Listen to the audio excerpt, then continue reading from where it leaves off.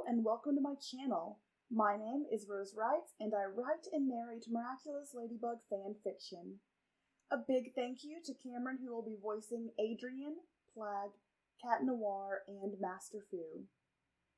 I think I also need to address that the beloved Felicie Sampler passed away a few days ago. She was the voice of Sabine, who is Marinette's mother, and Mrs. Mendeleev, but she has also brought us several other memorable voices over the years. Let's send her family our thoughts during this difficult time. I will be creating a fic dedicated to her about Sabine's character later this week. Please enjoy I Carry Your Heart, Chapter 5. Adrien waited until his roommate had cleared from their room. His heart pounded like an all-percussion symphony against the walls of his heart. He looked at the box that may seem unfamiliar to some, but he knew it all too well. A kwami awaited him. He merely thrust the box onto someone else. Someone who had never heard of kwamis. Someone whose mother wasn't killed because of the superhero life. Against his better judgment, he opened the palm-sized box. The green flash surrounded him, but he neither flinched nor winced. The strange cat creature let out a burp. Hello, my name is Plagg, and I'll be your kwami. Adrien blurted out. Adrien thought he would feel betrayed or hurt when he laid eyes on his magical being, but he didn't. The young student felt overwhelmingly excited. He had new possibilities available to him. He expected to feel any way except for this. Okay, kid. Maybe I should ask who you are instead. Do you know how this whole kwami thing works? Plagg asked, but seemed more interested in the room than in Adrien's response. I do. I probably shouldn't. His face fell, but Plagg was none the wiser. My mother was Miraculous holder. What? Plagg abruptly stopped his search for whatever it was and flitted to Adrien's side. Uh-huh. The butterfly Miraculous. The black cat creature's eyes grew to a size that barely fit his tiny body. The butterfly Miraculous? Plagg barely choked out, keeping his nasal voice down. So that must mean your mother is, or, was, Emily. Huh. There was a sadness in his voice. Plagg knew Adrien's mother?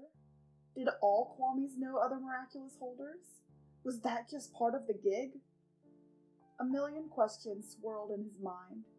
He grew dizzy and plopped down on his bed. Kid, you okay? Yeah, fine. Adrien uttered after he slugged back an entire bottle of water, the dizziness still affecting him. Good, because if your mother was Madame Moth, then we need to talk about the butterfly Miraculous.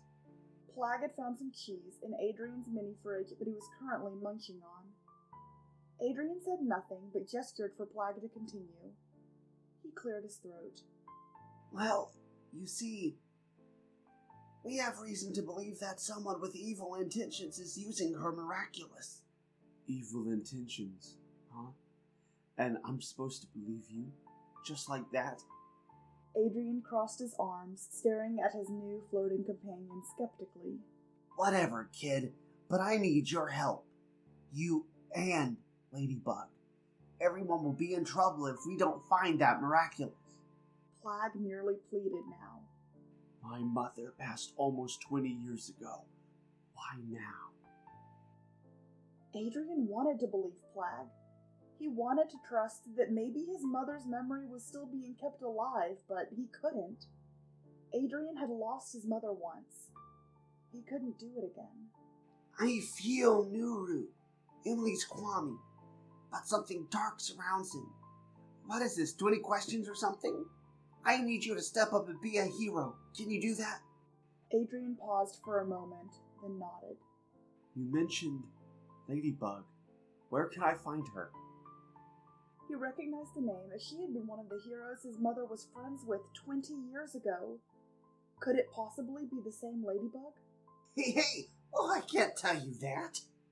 Plagg turned his back to his Miraculous holder. What? Why not? You said we're the only ones who could stop this new evil or whatever, and you won't even tell me who she is?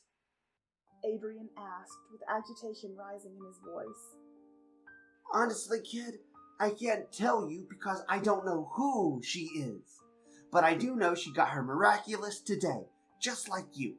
She's probably just trying to figure out her powers. So yours is the power of destruction. Claws out. Got that? Plagg didn't see any sense in explaining anything in great detail. The best way to learn is trial by fire. Also, unlike most normal people, Adrien had been around the Miraculous most of his life. Okay. Plagg, claws out. Whoa! Ah!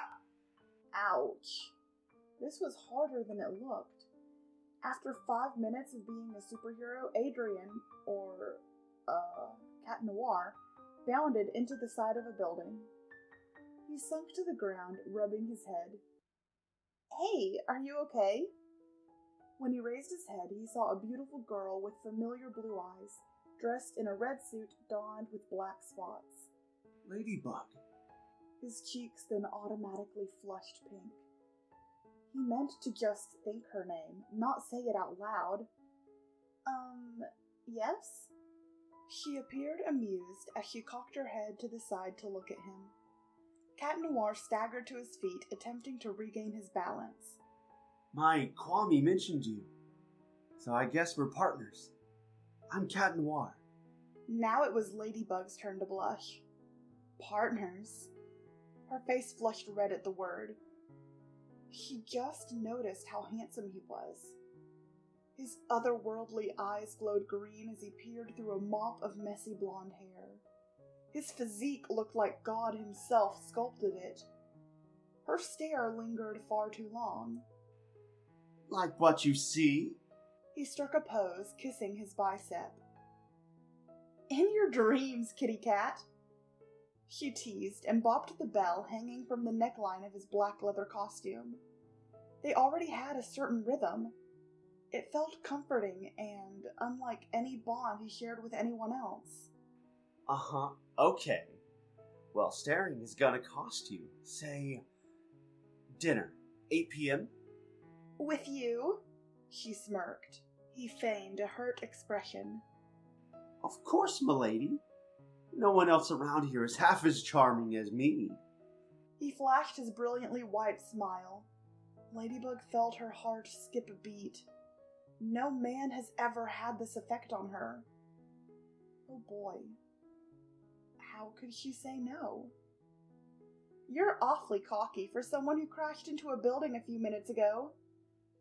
A giggle escaped her lips, and Cat's mouth formed a pout. You wound me. Cat Noir placed a hand on his forehead, mimicking a damsel in distress. Besides, not all of us can be naturally gifted. The new superhero hadn't actually seen Ladybug use her powers, but he'd pay her the compliment anyway. That's true. She winked and glanced around in the direction of something that Cat was unsure of. She sighed lightly, then smiled. Fine. Pick me up at 8. I guess I owe you. My address is 52 Sorbonne Avenue, Dorm 5C.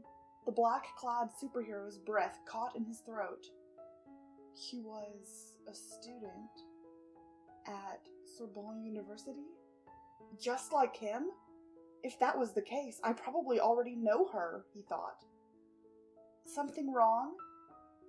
Her bell-like voice broke him from his thoughts. No, of course not.